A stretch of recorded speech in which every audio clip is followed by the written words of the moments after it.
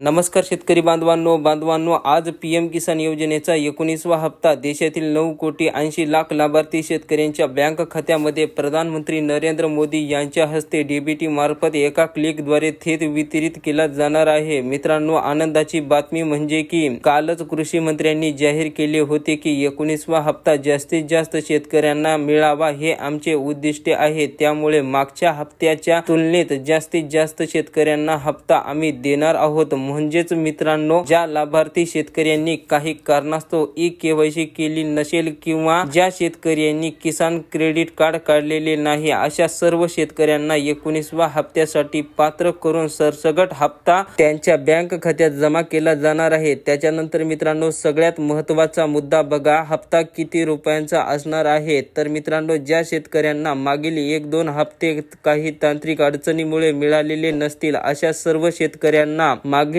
Pending हप्त्यांचे पैसे सुद्धा मिळणार आहेत। तर मित्रांनो, 19व्या हप्त्या संदर्भातील लाईव्ह व्हिडिओ पाहण्यासाठी आता चॅनलला सबस्क्राइब करा, व्हिडिओला लाईक करा आणि जास्तीत जास्त मित्रांना शेअर करा। धन्यवाद।